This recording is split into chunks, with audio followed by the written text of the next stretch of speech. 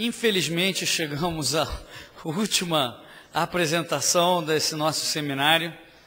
É com grande prazer que eu vou chamar para a palestra, cujo tema é Vidas Paralelas, Liberdade e Poder, o nosso grande ídolo, inspirador, o legendário fundador do Mises Institute, Lew Rockwell.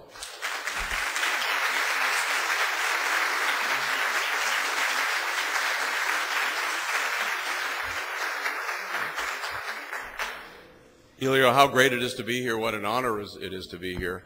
I didn't have a chance to go to the first Austrian seminar in the United States in 1974 in Vermont, but I feel like I'm at the Brazilian equivalent, so it's a great moment.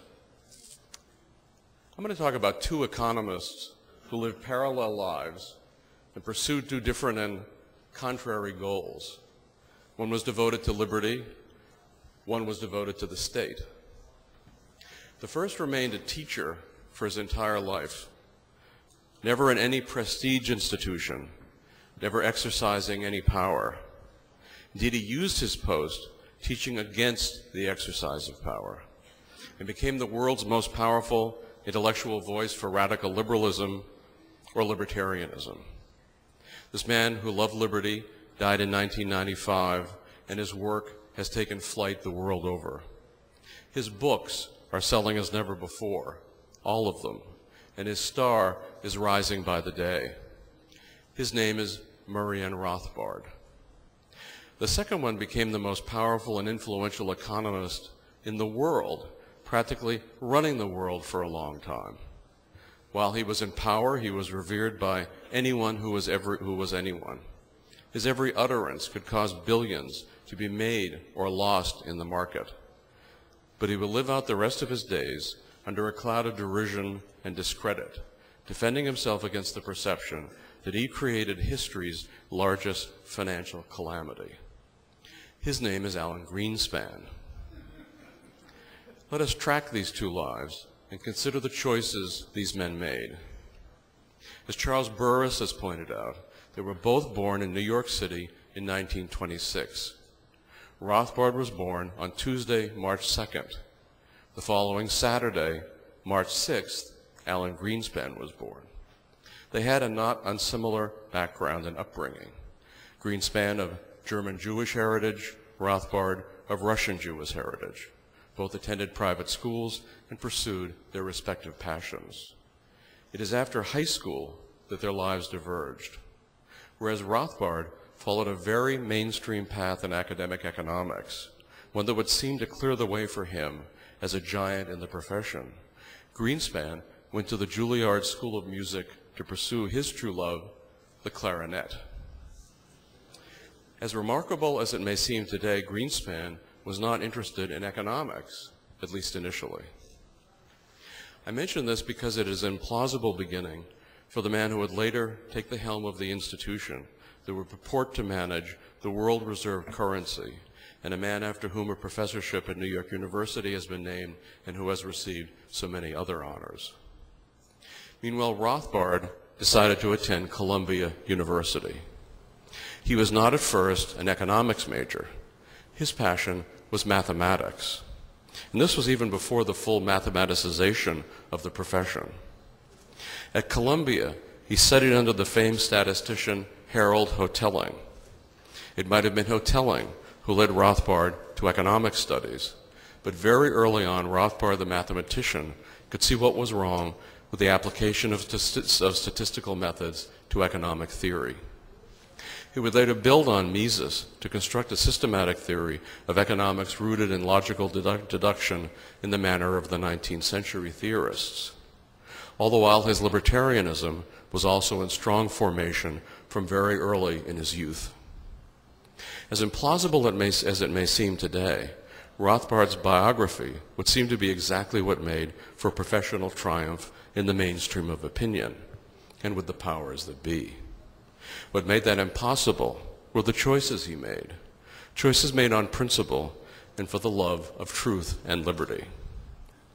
Unlike Rothbard, Greenspan's grades were only average, and he departed to perform with the Harry Jerome Orchestra, playing saxophone or clarinet as necessary.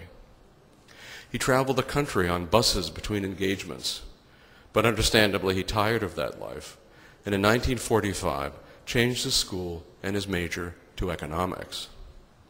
School was New York University, where Mises had begun teaching that very year.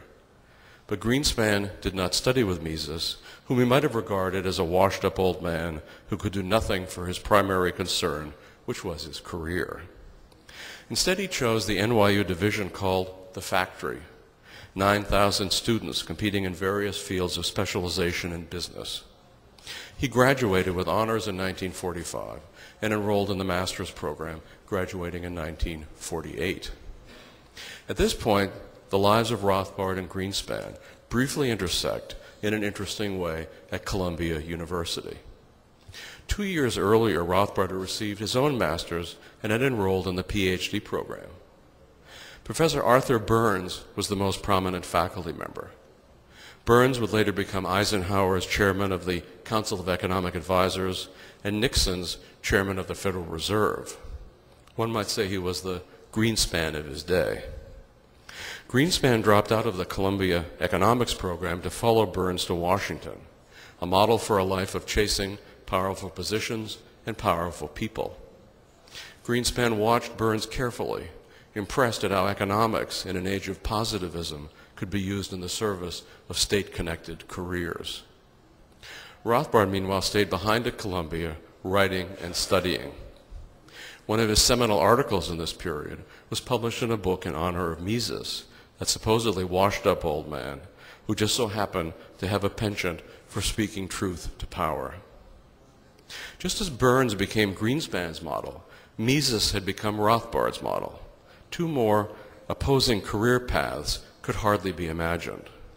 Mises had been tossed out of 2 countries for his principled stance and forfeited prestigious positions in the profession because he was unwilling to go along with historicism and Keynesianism. Rothbard would follow a similar path. His article, written in honor of Mises, published in 1956, was a reconstruction of utility and welfare economics upon non-mathematical lines. Here we have the graduate student doing what a principled scholar does, pursuing truth through research and writing. He might have chosen to echo the rising Keynesianism and positivism of his day. Certainly he was intellectually capable of becoming a famous master of both fields. Instead, he rejected them intellectually and took a different path along the lines laid out by Mises. And what was Greenspan doing? He was running around Washington, pandering to the big shots, watching their every move, striving to be like them, and attempting to follow in their footsteps by cultivating press contacts and relationships to people in high places. Rothbard received his PhD in 1956, but only after jumping over 1,000 barriers that had been put in his path by none other than Greenspan's own mentor.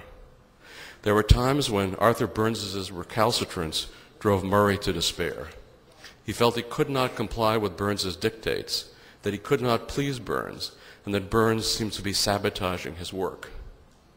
Burns was not his dissertation advisor, was not even on his committee, but such was his power in the department that he could interfere. Ironically, Burns had known Rothbard since his childhood. They had lived for a number of years in the same apartment building. There could be no question that this was a personal attack against Murray. Only when Burns moved away and became so wrapped up in Washington politics that he no longer cared was Rothbard finally able to win out, and his PhD was awarded in 1956. Now let me make a few comments about Rothbard's dissertation. It was an empirical account of America's first serious business cycle, the U.S.'s first serious business cycle, I should say, the Panic of 1819. He scoured every source he could find, producing many pages of detailed economic data. He also knew the importance of ideology and personality in the history of economics, so he recounted the debates over the policy response. Then as now, people urged intervention. But unlike today, the government did not respond to the demands for inflation, price supports, bailouts, and fiscal stimulus. As a result, the panic ended, and the economy recovered very quickly. What was the fate of this dissertation? For more than 50 years, it has been the standard reference on this episode. It was printed and reprinted many times, cited many times. Today, the Mises Institute has an edition, and it continues to sell on a large scale. Let me hop ahead to Greenspan's dissertation, which wasn't filed with New York University until more than 2 decades later in 1977. It was quickly sealed and continues to be unavailable to anyone. No one had any idea of what it contained until last year, when a single copy was leaked to a reporter for Barron's. What it contained was so irrelevant that it barely made the news. It was a collection of reports he had written for various purposes over the previous 20 years. A PhD granted for life experience, we might say. What did Greenspan do in the intervening years? He founded a consulting company, Townsend Greenspan, and worked for the National Industrial Conference Board. To understand Greenspan's firm and what it did, it's important to understand the role of the economic expert in an age of positivism. In the post-war period, the scientists with the Gnostic-style knowledge and shadowy connections to power ascended to massive public fame. The substance itself didn't matter so much as the illusion of expertise. What his firm sold was Greenspan to such powerful clients as J.P. Morgan and Company. Greenspan carefully crafted his image as an omniscient pundit on all matters related to economics. He used his connections to Burns and rising connections to all related power elites to build up a reputation as a monk-like data collector, poring over charts, coming up with printable comments and predictions. It was mostly illusion. There were no charts and data collections and machines to make perfect predictions. What Greenspan did was to commodify his own pandering ways and sell them to a culture hungry for illusions.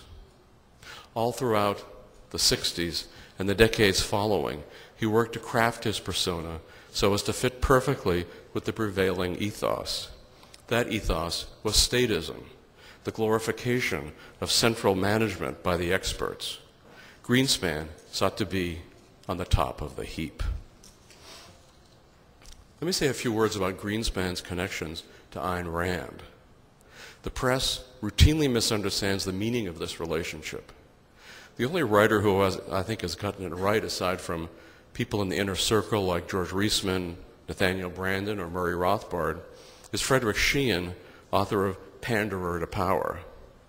Sheehan points out that Greenspan's relationship to Rand was always opportunistic and never had any effect on Greenspan's life. She was a famous author on the rise. Greenspan was the master of hitching his wagon to any horse on the move. Rand herself called him the Undertaker. She would frequently ask her associates, "Do you think Alan might basically be a social climber?" Her intuition, of course, was correct. But what the Rand episode illustrates is also terribly unflattering for Greenspan in another way. It is bad enough to be a person who cravenly seeks power while remaining in ignorance. But as Greenspan revealed in his 1965 article called Gold and Economic Freedom, written for Rand, he actually knew the truth. He knew that the Fed creates business cycles. He wrote this in his article, even getting the story of the Great Depression right. He knew that fiat money builds the state. He said that the gold standard is the only monetary guarantor of freedom. It's bad enough when a person devotes his life to the service of power, when he does it in a state of intellectual ignorance. But when the same person pursues a path in a state of published knowledge, it seems to me even more reprehensible. Thus, his relationship to Rand was no different from his relationship to anyone else. He used her as a stepping stone towards his real goal.